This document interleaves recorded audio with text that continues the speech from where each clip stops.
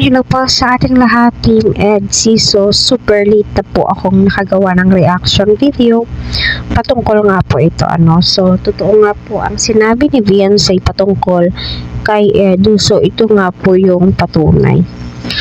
So, nakakatuwa ay dahil nakikita po natin kung ano po yung ugali ng isang tao through BTS, TikTok, kasi nakakatulong din po yan para makilala po natin yung taong sinusuportahan po natin, iniidolo po natin, hindi lang po yung lagi po tayong nanonood sa vlogs kasi iba rin po yung BTS live updates, 'di ba? Kaya patuloy po natin suportahan ang mga scouter ni Kalinga Prab.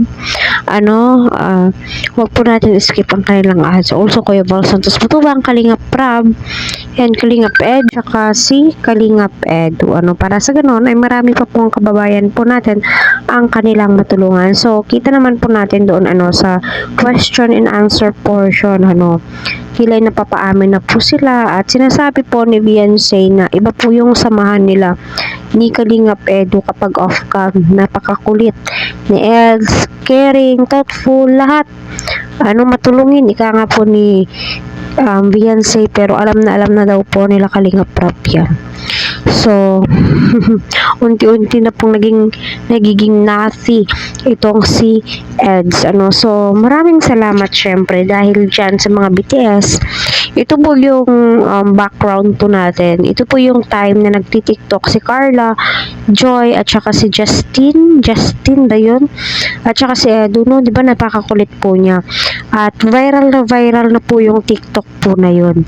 Di ba? So, ganun po si Eds pala, minsanan ko lang po si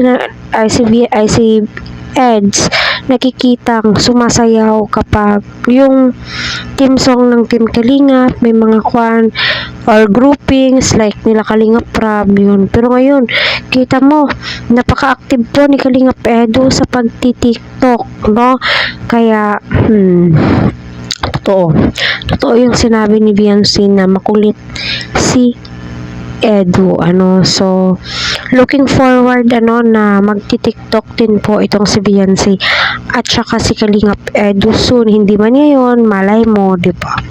Kasi iba po talaga kapag sila, kasi nga dyan pa lang sa mga TikToks with the angels napaka-excited na po natin. What more kapag sila na pong dalawa ang nagti-TikTok, di ba mas nakakatuwa, di ba, na bilang supporters masasabi mo, wow, sana all at more uploaded video or TikTok video pa, di ba? Kasi sa totoo lang, inaabangan ko rin po kung ano po yung magiging updates, and syempre mahilig nga tayo mag-mash up, di ba, yung tipong nag-TikTok si Beyonce, isisingit si Eds, di ba, yung gano'n, di ba, nakakatuwang panoorin.